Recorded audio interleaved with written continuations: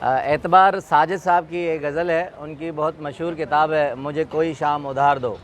तो उसमें खूबसूरत सी एक गज़ल है कि कैसे कहें कि जान से प्यारा नहीं रहा, कैसे कहें कि जान से प्यारा नहीं रहा, ये और बात कि वो शख्स हमारा नहीं रहा। कैसे कहें कि जान से प्यारा नहीं रहा, ये और बात कि वो शख्स हमारा नहीं रहा।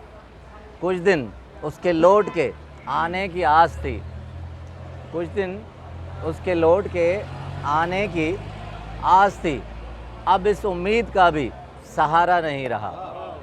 कैसे कहें कि वो जान से प्यारा नहीं रहा।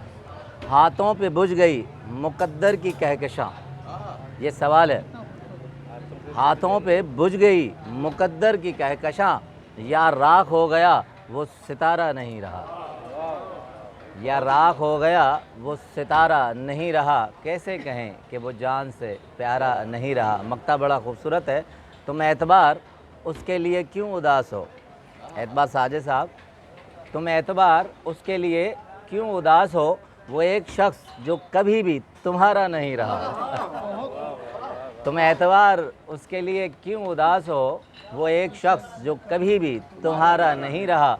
कैसे कहें कि वो जान से प्यारा नहीं रहा, ये और बात कि अब वो हमारा नहीं रहा।